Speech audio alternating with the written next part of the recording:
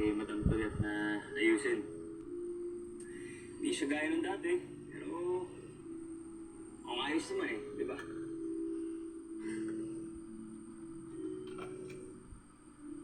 Gumanda na. Mas nagkaroon ng depth. Pwede naman kasing ayusin yung mga nasisira. Gaya ng relasyon mo sa nanay mo.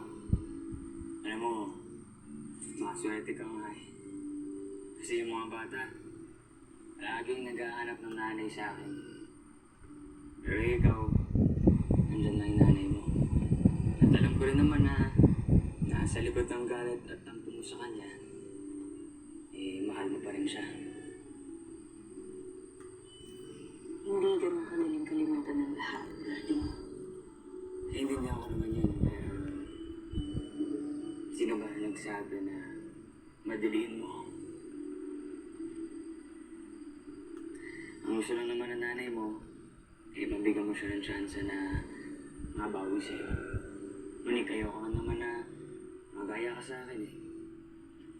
Kasi ako, yung Kuya Chad ko, hindi niya nakita yung pagbabago ko. Kaya ikaw, swerte ka. Kasi may chance ka pang maayos yung relasyon mo sa nanay mo. Habang buhay pa siya.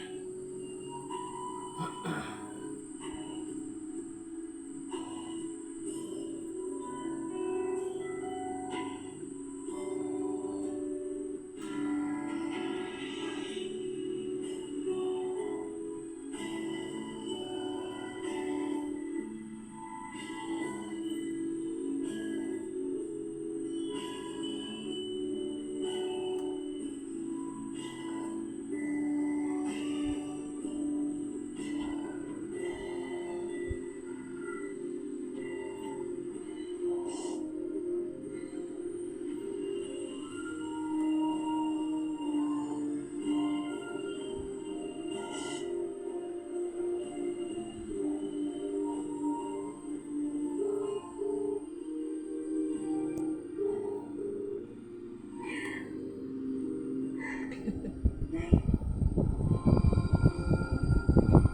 bakit tayo nakita?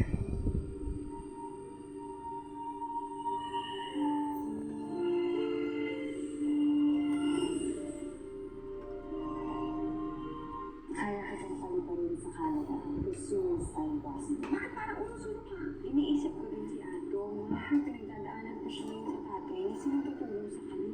Yung boss niya. Natatakot ka na kapag naiwan mo siya, maaagaw siya ng boss niya? Nag-resign ka dito dahil kay Stella. Iiwan ka rin pala niya? Ganda! Ganda! Before sunrise.